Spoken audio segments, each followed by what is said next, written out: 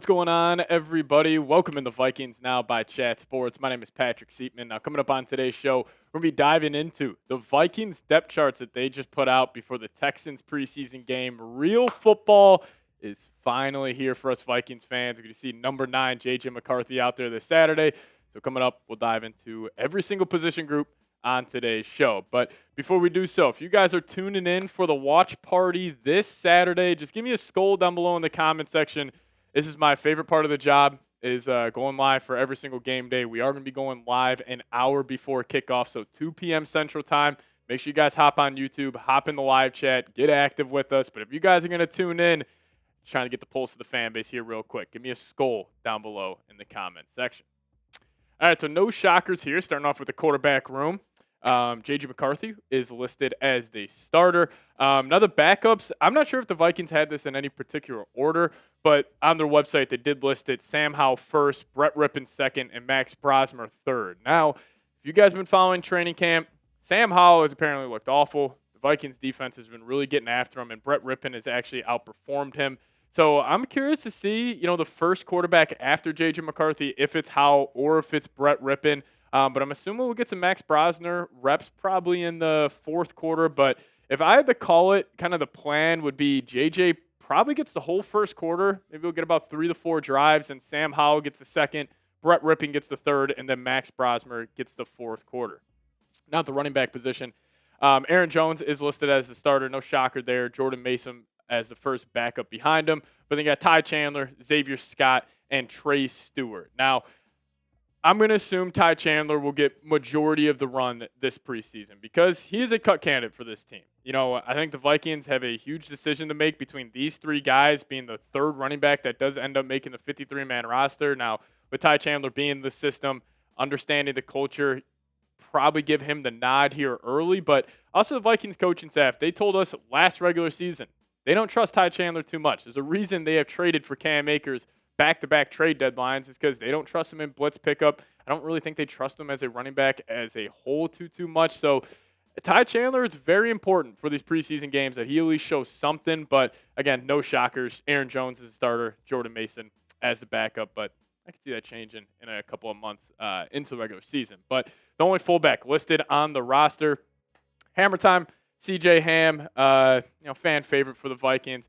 I'll be curious to see how much fullback sets the Vikings have this season. Obviously, them going more into the run game. Will that mean more Hammer Time, getting more snaps and more reps during the regular season? We'll see, but probably not going to see C.J. Ham too much against the Houston Texans this Saturday. But the wide receiver room here, loaded room. You obviously got Justin Jefferson and Jordan Addison listed as the two starters, and the backups behind them. Actually, Lucky Jackson was listed as the backup behind Jordan Addison first, and then Jalen Nailor was the backup behind Justin Jefferson. But then it follows suit with Ty Felton and Rondell Moore. Then you go Dante Fleming and Tim Jones, and then Miles Price, Thayer Thomas, and Silas Bolden. Now, I will say, I'm very excited to watch every single player in this wide receiver room. Like even a Thayer Thomas, who's been in the organization a couple of years. Silas Bolden, see him in the kick return, punt return game. And then obviously Ty Felton. I'm curious to see the third-round rookie, what he's going to put on tape in these preseason games. Obviously, Texans have a very good secondary, so they'll get some good looks this Saturday. But I'm just curious to see, especially with Jordan Addison suspended for those 3 games. I'm sure those wide receivers are walking into that game on Saturday and being like, man, I got a lot to prove, not just to make the roster, but to potentially be the wide receiver 2, wide receiver 3 when Jordan Addison is suspended. But to the tight end room, TJ Hawkinson, no shocker here, listed as a starter. The one thing I am shocked about with this is that they didn't list also Josh Oliver as a starter. But again, this is just based one tight end set, so no real concerns there. But then you also had Ben Urasek listed, Giovanni Ritchie, Brian Nisbet, and then new signing, Nick Van Nett. Now, why did the Vikings sign Van Nett? Gavin Bartholomew, 6th-round pick. I don't want to already call it a waste of a pick, but he's dealing with that back injury. Hasn't been out there at all during training camp, so a little unfortunate there. But I'm assuming the 3 tight ends that make the team are the 3 on the left-hand side of your screen right now. Hawk, Oliver, and Urasek.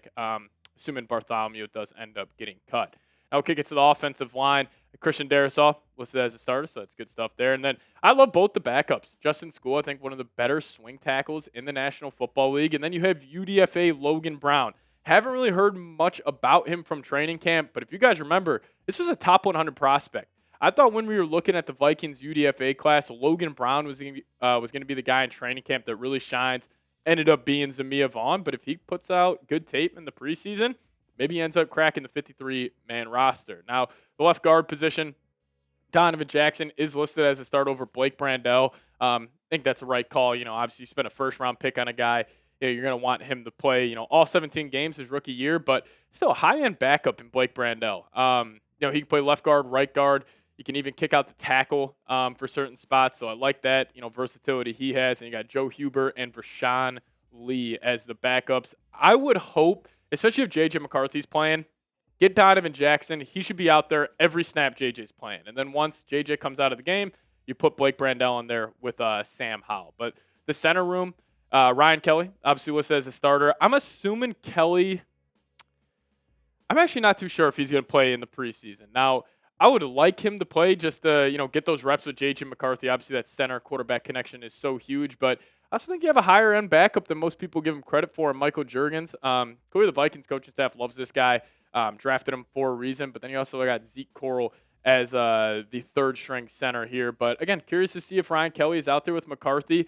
If I was doing it, I would put him out there. Have Kelly, Donovan Jackson start at the center and left guard spot with McCarthy, and then once the backup quarterback gets in there, then you pull Ryan Kelly and go to the backups. And right guard, Ryan Kelly's teammate in Indianapolis, Willie Fries, getting the starting nod. We finally got his profile pic of him with the Minnesota Vikings, a little flow on top for our guy Willie Fries there, but he looks awesome at training camp. There's this one play, they're setting up a screen pass to Jordan Mason.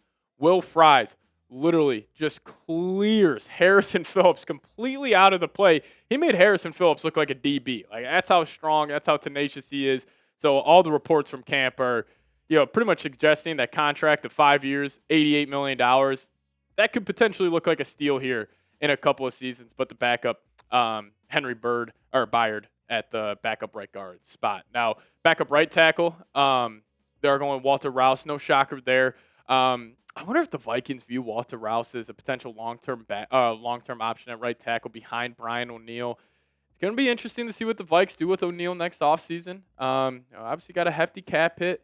He's getting up there in age, has had some injuries over the last couple of years, so maybe they're looking at Rouse as the guy to take over at the right tackle spot when Brian O'Neill eventually hangs him up. But, got no concerns at the right tackle position. You also got Leroy Watson and Matt Nelson as the backups there. But, we'll get into the defense here in a second, but you guys let me know. Give the Vikings offense a Madden rating. Madden, I'm pretty sure, dropped today, so that's pretty exciting stuff. At least, the early access did. So if you guys had to rate it, 1 through 99, give the Vikings offense a Madden rating.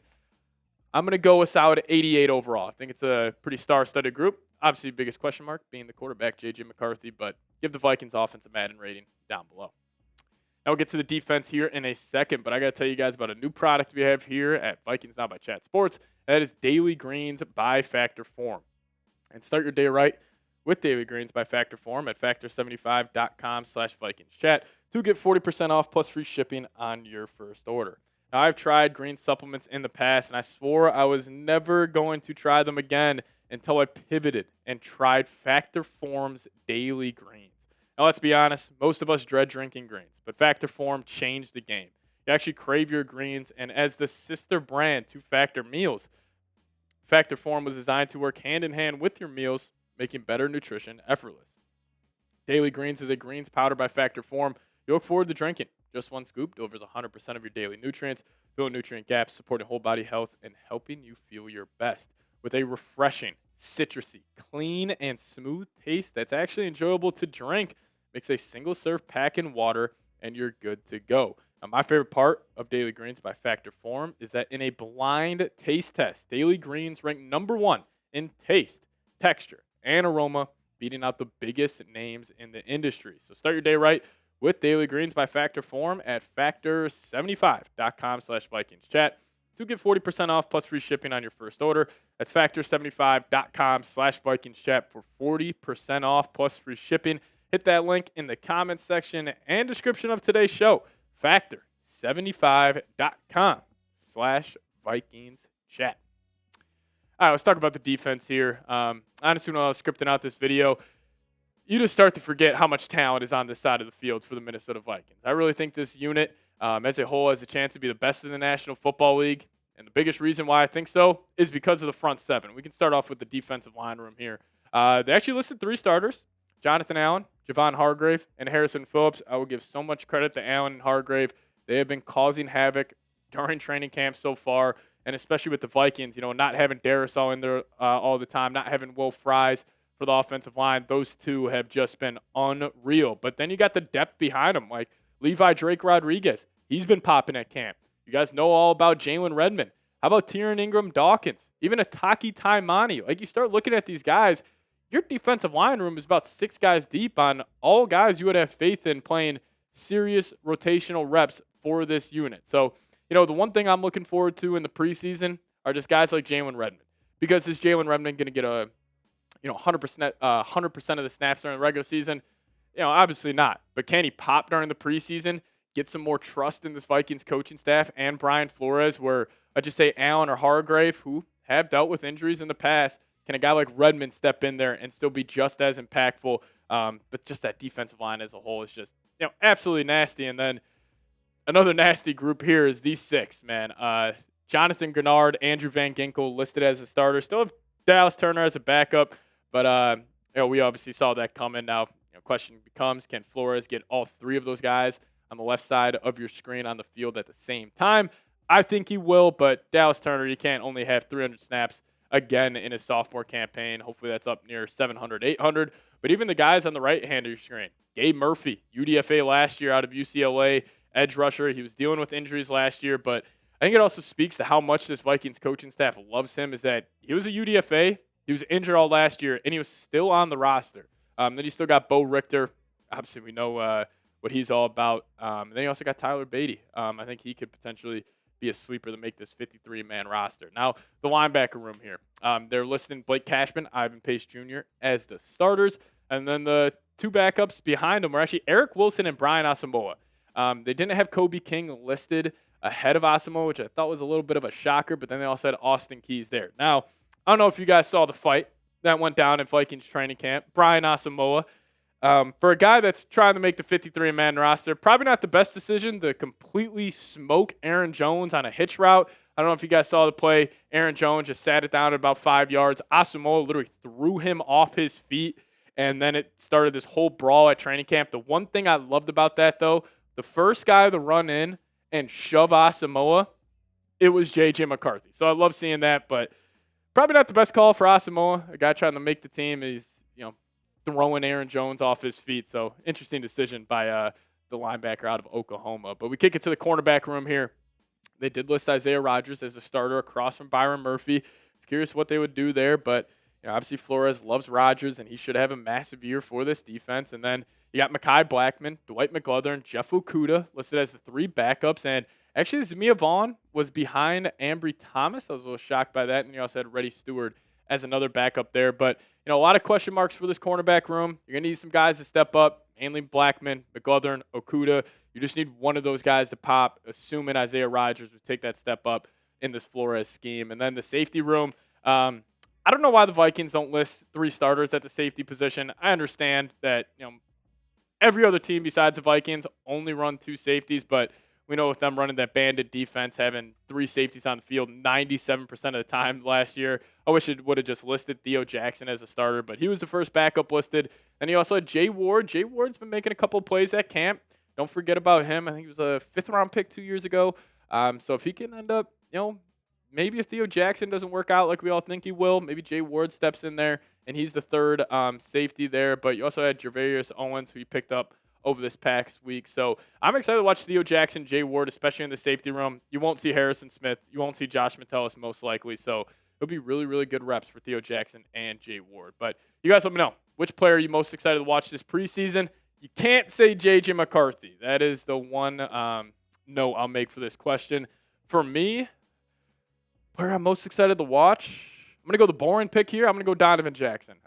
Just because it's tough to evaluate these offensive linemen at training camp. Get some real look for him going against a pretty damn good Texans front 4 there. Now, like I said at the top of the show, we will be live an hour before kickoff, so hit that subscribe button and tune in. I cannot wait. I'm just absolutely itching right now to get into the watch party under our belts here at Chat Sports. So hit that subscribe button. We'll see you guys next time. As always, Skol Vikes.